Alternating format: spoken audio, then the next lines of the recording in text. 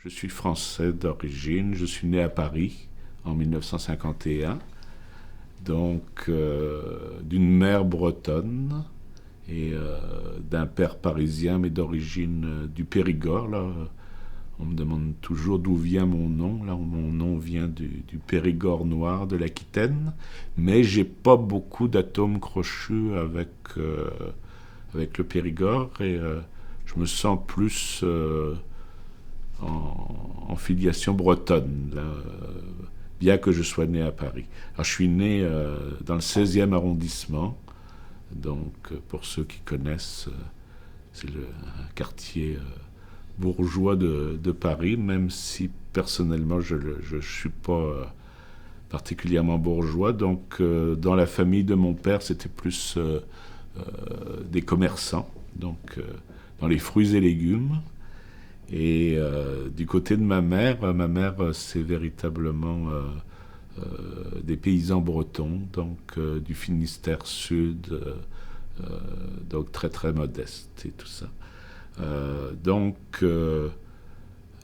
Juste un petit peu pour situer par rapport à mes parents, c'est ma mère parlait le breton, donc elle a appris le français à l'école, avec l'école républicaine là, qui vous interdisait de parler votre propre langue. C'est elle qui a appris le français à ses parents. Euh, donc, et elle a une histoire une famille assez nombreuse, de quitter la maison vers 13-14 ans pour être placée pour garder les enfants dans une ville à l'extérieur. Donc c'est une histoire assez particulière de ce point de vue-là. C'est la jeune immigrante à Paris, au début vers 19 ans, 20 ans. Et donc à cette époque-là, les Bretons, là, c'était véritablement des immigrants à Paris, puis dans les travaux de maison, beaucoup avec leur quartier et tout ça. Donc, c'est là qu'elle a rencontré mon père dans la vingtaine. Mon père, de son côté, bien qu'il vienne d'une famille, comme je vous le dis, là, de commerçants, c'est le premier qui a fait des études, mais c'est quand même un autodidacte. Il a d'abord été dessinateur dans une firme qui maintenant s'appelle Alstom, dans les réacteurs. C'est un autodidacte qui a fait ses études au fur et à mesure. Donc il est rentré à 16 ans comme dessinateur dans cette usine. Et petit à petit, il a fait des études, il a fait les arts et métiers, il est devenu ingénieur. Et il a terminé dans le nucléaire. Ça va influencer à un moment donné ma vie, là, parce que il a travaillé au développement des premières piles atomiques à Marcoule en France et tout ça. Donc après, ça va heurter mon esprit hippie et écologique. Fait marquant donc dans ma vie, c'est qu'à 6 mois, alors que c'était mes premières vacances avec mes parents en Bretagne, j'attrape la poliomyélite. Donc c'était l'époque des grandes épidémies, il n'y avait pas de vaccin à l'époque. La poliomyélite, c'est une paralysie. En fait, ça commence comme une grosse grippe et puis une paralysie qui peut être progressive. Pour moi, là, elle a touché surtout les jambes et ça dure 3 jours et puis c'est quelque chose qu'on ne peut pas véritablement arrêter. La paralysie peut vous amener même à perdre les possibilités de respirer. Il y a des gens qui vivent dans ce qu'on appelle des poumons d'acier. Mais pour moi, ça s'est résumé à une paralysie des jambes, donc très jeune, à 6 mois. Et ça m'a amené très rapidement à fréquenter la réadaptation. Donc moi, quand j'étais petit, d'abord, j'ai pas marché avant l'âge de 4 ans. En fait, bon, disons, on rampe beaucoup à cet âge-là, mais disons, moi, j'ai rampé plus que les autres. Mais en même temps, j'allais 2 ou 3 fois par semaine en kinésithérapie, en physiothérapie, en réadaptation. Mais pour moi, et je l'expliquerai, c'est que vivre avec des différences, c'est quelque chose de tout à fait naturel. Je me suis développé et mon enfance n'est pas particulièrement marquée par ça.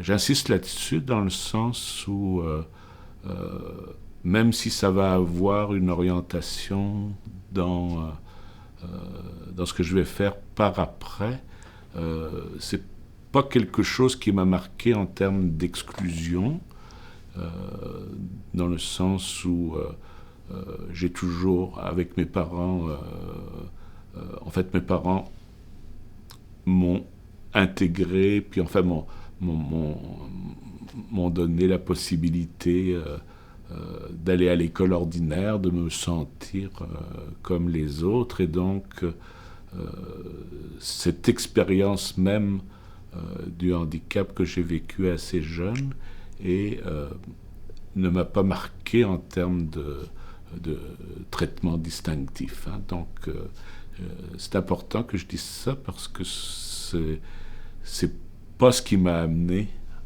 à étudier par la suite le handicap, en tout cas pas dans ma jeunesse. Et je l'expliquerai aussi un petit peu plus tard. Donc en fait une vie assez ordinaire, très heureuse. D'abord enfant unique pendant près de 7 ans, parce que bon, je l'interprète maintenant après, c'est que le fait d'avoir un enfant handicapé, ça demande au moins à la mère, hein, c'est le modèle habituel, c'est-à-dire que ça vient complètement capter toute l'énergie de la mère pour s'occuper d'un enfant comme moi. Et donc ça retarde la famille, je dirais.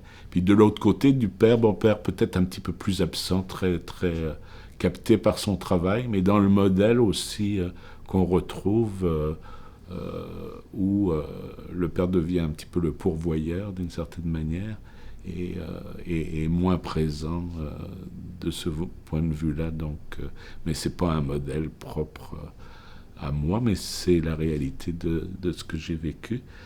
Parcours scolaire ordinaire, peut-être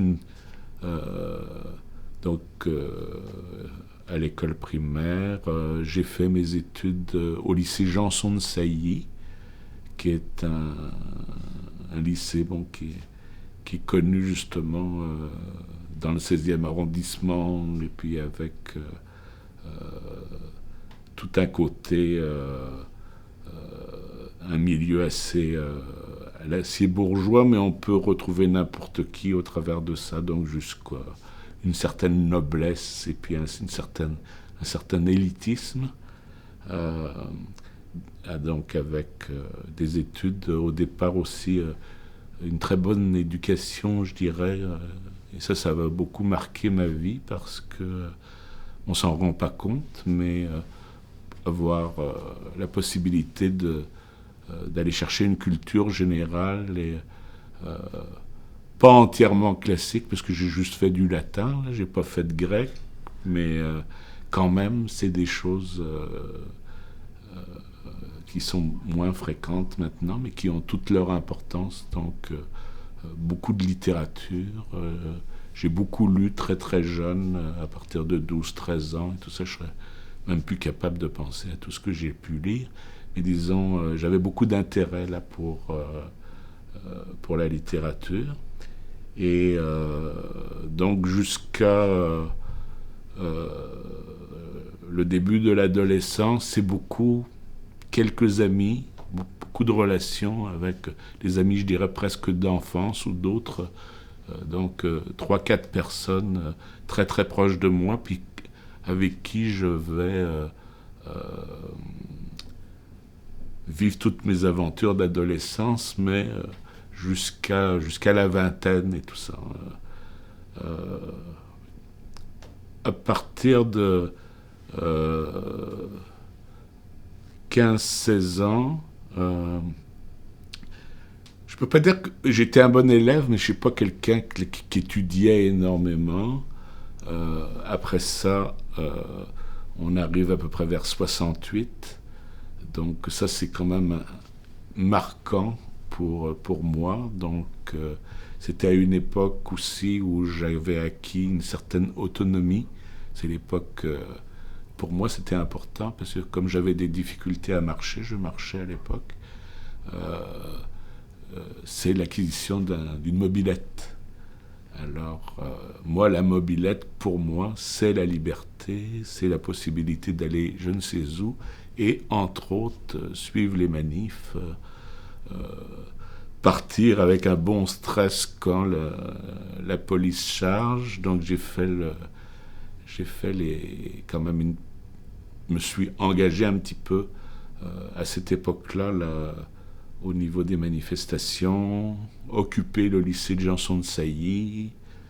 On était plus avec le volet de gauche à cette époque-là. Et à l'extérieur, il y avait les fascistes qui attaquaient.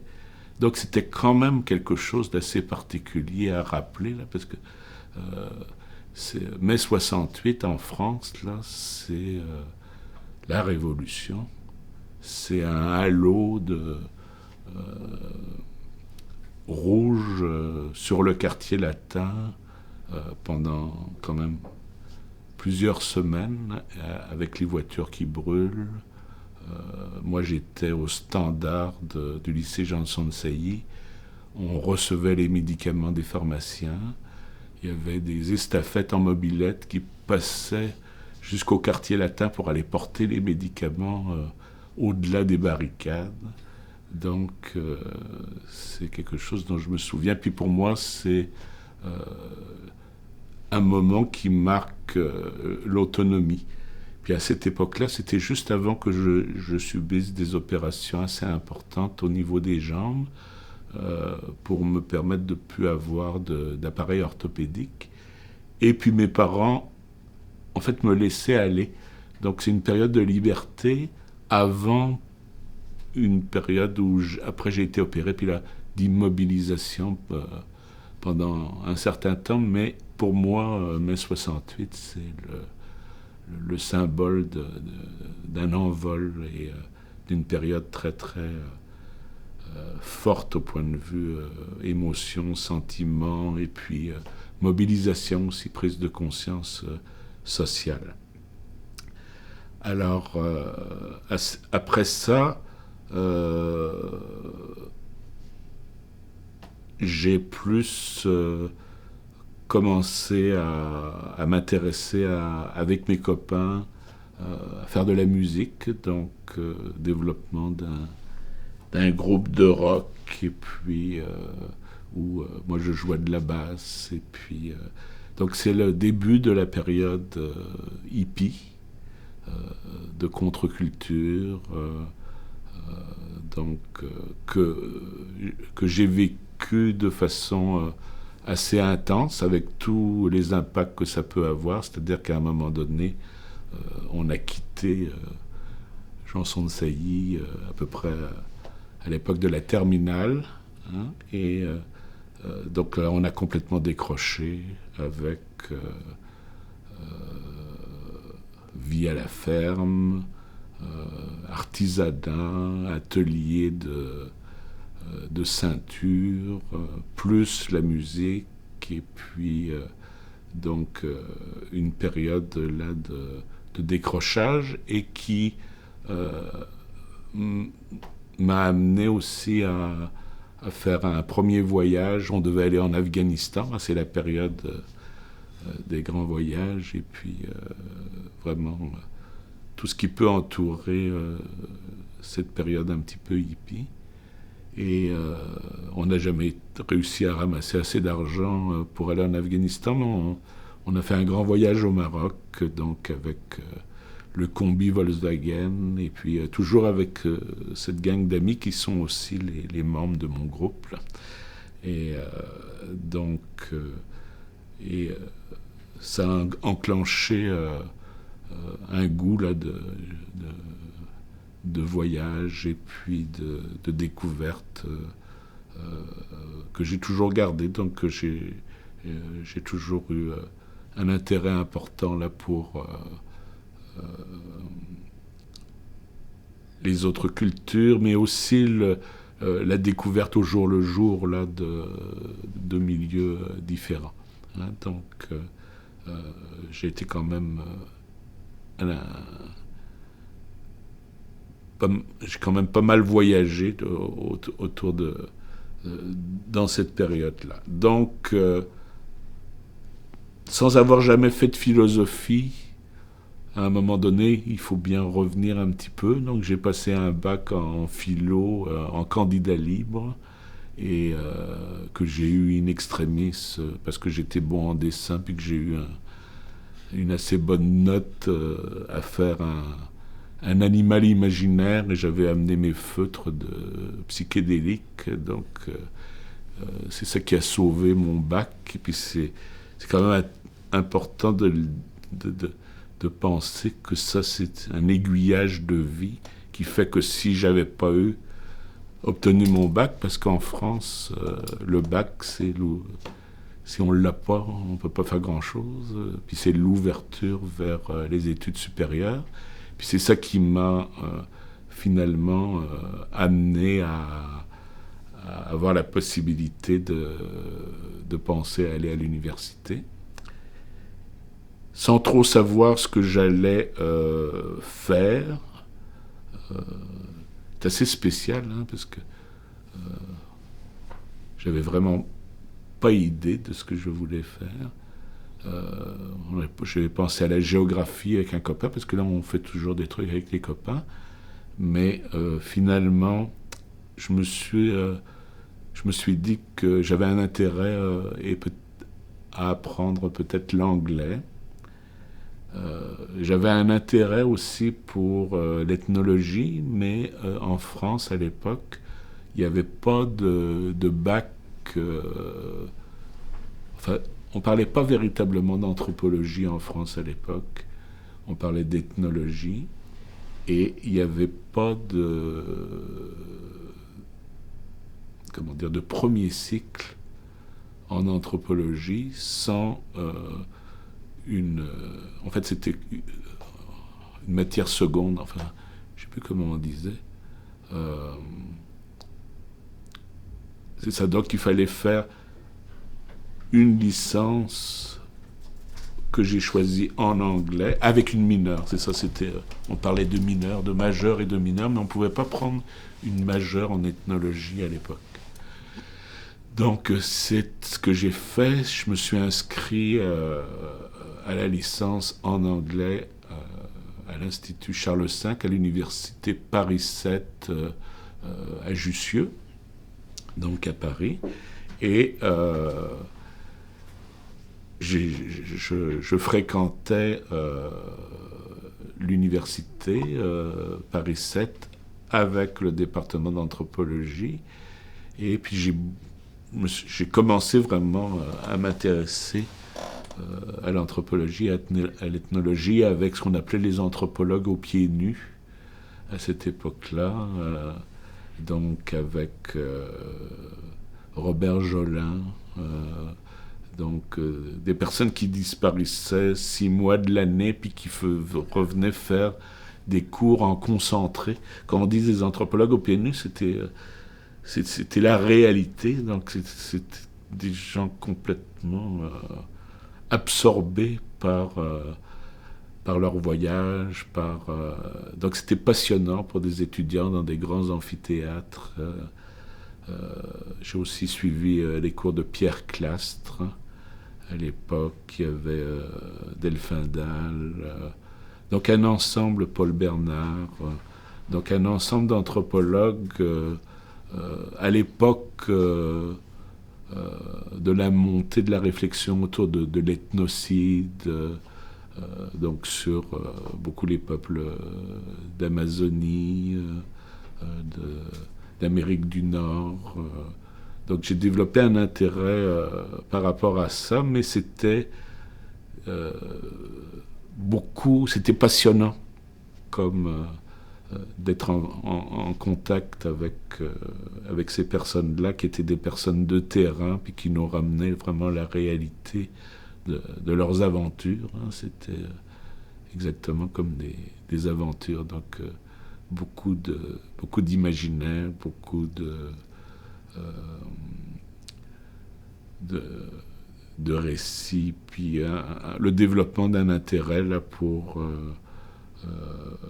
les autres, pour l'altérité, pour la diversité culturelle qui est née à ce moment-là. Sinon, personnellement, je parlais un petit peu du mouvement hippie, donc intérêt pour la contre-culture. Au travers de ça, les religions orientales, le bouddhisme. Donc ça, c'est des éléments qui vont quand même marquer après mes travaux par une approche là de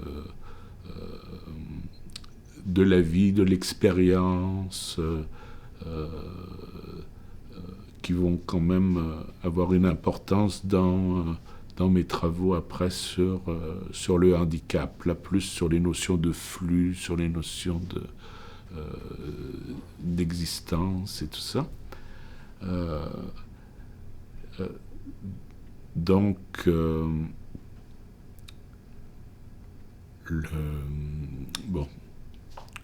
le volet contre-culturel,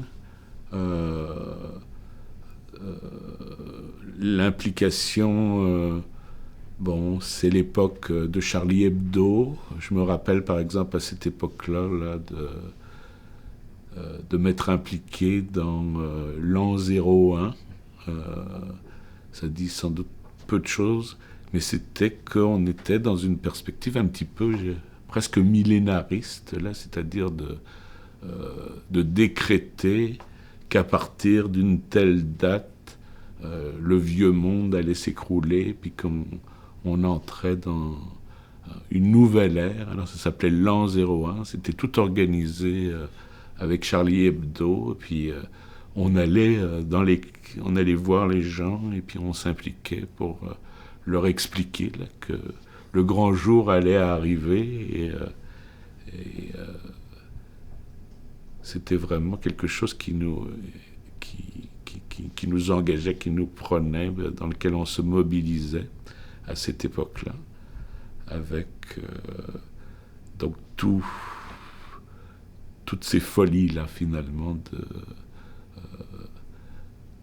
qui amènent à penser à cette époque, pour moi, dans la perspective aussi du développement de l'écologie. On avait une perspective un petit peu de fin du monde, c'est-à-dire que tout ce qui actuellement interpelle les gens en termes, on parle de réchauffement climatique, de crise écologique. Pour moi, à cette époque-là, tout était là déjà. Il y a 40 ans. En tout cas, les jeunes que je côtoyais, de ma génération, étaient déjà dans cet esprit-là d'urgence, sans quoi le monde allait à sa perte. Et puis, de façon assez particulière, toute cette génération-là, finalement, s'est peu à peu casée et rentrée dans le moule. Et bien entendu, il a contribué aussi à une prise de conscience pour le changement social et pour une perspective, je dirais, peut-être plus écologique, plus révolutionnaire. Mais en même temps, toute cette période-là, pour moi, était complètement annonciatrice des problématiques et puis des urgences actuelles qui n'ont fait que s'empirer finalement depuis ce temps-là. Donc je pense que c'est une période, moi, qui m'a marqué et pour laquelle, à l'époque, c'est vrai qu'on peut dire qu'on pensait qu'on n'avait pas de futur et que c'est pour ça que on décrochait d'une certaine manière là du monde antérieur, de nos parents. J'ai souligné tout à l'heure là, le fait que, par exemple, mon père était dans le nucléaire, donc on peut imaginer, avec ma perspective plus écologique, plus hippie, que c'était pas un rapport très très tendre avec mon père. Et puis c'est des choses qui se sont discutées, enfin qui se sont arrangées plus tard. Donc c'est l'image et puis l'histoire finalement d'une jeunesse heureuse, mais qui est pas du tout marquée par la question du handicap, qui va venir après et plus en lien avec ma réflexion plus d'anthropologue à ce moment-là.